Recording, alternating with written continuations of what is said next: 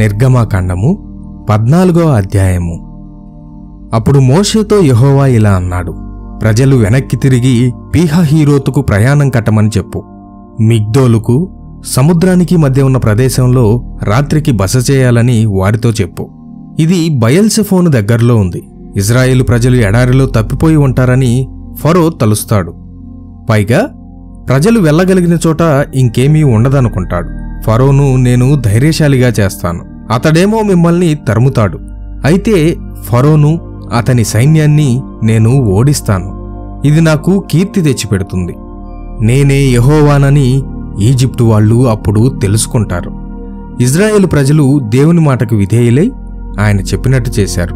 ఇజ్రాయేలు ప్రజలు పారిపోయారని ఫరోకు ఒక సమాచారం అందింది. ఎప్పుడైతే ఈ సంగతి విన్నారో అప్పుడు వెంటనే ఫరో అతని అధికారులు తాము చేసిన దాన్ని గూర్చి తమ మనస్సు మార్చుకున్నారు. ఇజ్రాయేలు ప్రజల్ని అసలు మనం ఎందుకు వెళ్ళనిచ్చాం? వాళ్ళను మనం ఎందుకు పారిపోనిచ్చాం? మనం మన బానిసల్ని పోగొట్టుకున్నాం అన్నాడు ఫరో. కనుక ఫరో తన యుద్ధరథాల్ని సిద్ధం చేసుకొని తన మనుష్యుల్ని వెంటబెట్టుకుని వెళ్ళాడు. తన మనుష్యుల్లో బలవంతులైన వాళ్ళు 600 మందిని, రథాలు అన్నిటినీ తనతో తీసుకుని వెళ్ళాడు. ఒక్కో రథానికి ఒక్కో అధికారి ఉన్నాడు. ఇజ్రాయేలీయులు విజయ సంకేతంగా చేతులు పైకెత్తి వెళ్లిపోతున్నారు. కాని ఈజిప్టు రాజైన ఫరో ఇంకా ధైర్యశాలి అయ్యేటట్టు యెహోవా చేశాడు. ఫరో ఇశ్రాయేలు ప్రజల్ని ఇంకా తరిమాడు. ఈజిప్టు సైన్యంలో అశ్వదళాలు, రథాలు చాలా ఉన్నాయి. వారు ఇశ్రాయేలు ప్రజల్ని తరిమి వారు బయల్సెఫోనుకు తూర్పున పీహహీరోతు వద్ద ఎర్ర సముద్రానికి దగ్గరలో బస చేస్తూ ఉండగానే వారిని సమీపించారు. ఫరో అతని సైన్యం తమ వైపే రావడం ఇశ్రాయేలు ప్రజలు చూశారు. ప్రజలు చాలా భయపడ్డారు. సహాయం చేయమని వారు యెహోవాకు మొరపెట్టారు. మోషేతో వాళ్ళు ఇలా అన్నారు, అసలు ఈజిప్టు నుండి నువ్వు మమ్మల్ని బయటికెందుకు తీసుకొచ్చావు? చావడానికి నీవు మమ్మల్ని ఈ ఎడారిలోకి తీసుకురావడం ఎందుకు? మేము హాయిగా ఈజిప్టులోనే చచ్చేవాళ్ళం. అక్కడ ఈజిప్టులో కావలసిన సమాధులున్నాయి. ఇలా జరుగుతుందని మేము నీతో ముందే చెప్పాం. దయచేసి మమ్మల్ని విసిగించకు. మమ్మల్ని అక్కడే ఉండనిచ్చి ఈజిప్టు వాళ్లకు సేవ చేయని అని ఈజిప్టులోనే మేము నీతో చెప్పాం. ఇలా బయటకు వచ్చి ఈ ఎడారిలో చావడం కంటే ఈజిప్టులోనే ఉండిపోయి బానిసలంగా ఉంటేనే ఇంకా బాగుండేది మాకు. కాని మోషే జవాబు ఇలా చెప్పాడు, భయపడకండి, పారిపోకండి. యెహోవా ఈనాడు మిమ్మల్ని రక్షించడం వేచి చూడండి. ఈ ఈజిప్టు వారిని ఈ రోజు తర్వాత మళ్లీ ఎన్నడూ మీరు చూడరు. మీరు ఊరకనే మౌనంగా ఉండడం తప్ప చేయాల్సిందేమీ లేదు. మీ పక్షంగా యెహోవా యుద్ధం చేస్తాడు. అప్పుడు మోషేతో యెహోవా ఇలా అన్నాడు, ఇంకా నీవెందుకు నాకు మొరపెడుతున్నావు? ఇశ్రాయేలు ప్రజల్ని ముందడుగు వేయమని ఆజ్ఞాపించు. నీ చేతిలో ఉన్న కర్రను ఎర్ర సముద్రం మీదకి చాపు. ఎర్ర సముద్రం 2గా విడిపోతుంది. అప్పుడు ప్రజలు ఆరిన నేల మీద సముద్రంలో నుంచి నడిచి వెళ్ళిపోవచ్చు. ఈజిప్టు వాళ్లను ధైర్యం గల వాళ్ళుగా నేను చేస్తాను. ఇలా చేసినందువల్ల వారు మిమ్మల్ని తరుముతారు.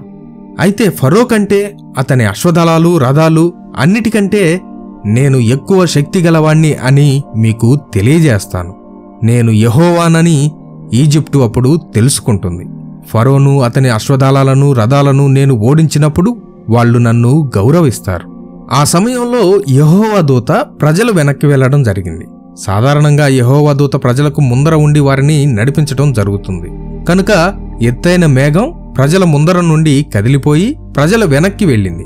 ఈ విధంగా ఈజిప్టు వాళ్లకు, ఇశ్రాయేలీలకు మధ్య ఆ మేఘం నిలిచింది. ఇజ్రాయేలు ప్రజలకు వెలుగు ఉంది, కాని ఈజిప్టు వారికి అంతా చీకటి. అందుచేత ఆ రాత్రి ఈజిప్టు వాళ్ళు ఇశ్రాయేలు ప్రజల సమీపానికి రాలేకపోయారు. మోషే ఎర్ర సముద్రం మీదికి తన చెయ్యి ఎత్తగానే తూర్పు నుండి ఒక బలమైన గాలి వీచేటట్టు యెహోవా చేశాడు. ఆ గాలి రాత్రి అంతా వీచింది. సముద్రం 2గా విడిపోయింది. ఆ గాలి నేలను ఆరిపోయేటట్టు చేసింది. ఇజ్రాయేలు ప్రజలు సముద్రంలో పొడి నేల మీద వెళ్లారు. వాళ్లకు కుడి పక్కన, ఎడమ పక్కన నీళ్లు గోడలా నిలిచాయి. అప్పుడు ఫరో రథాలు, అశ్వదళాలు అన్నీ వాళ్ల వెంట సముద్రంలో ప్రవేశించాయి. ఆ ఉదయం ఎత్తైన మేఘం నుండి, అగ్నిస్తంభం నుండి యెహోవా ఈజిప్టు సైన్యాన్ని చూశాడు. యెహోవా వాళ్లను ఎదుర్కొని ఓడించాడు. రథచక్రాలు బిగిసిపోయి కదలడం లేదు. రథాలను అదుపు చేయడం చాలా కష్టతరంగా ఉంది. మనం ఇక్కడి నుంచి పారిపోదాం రండి.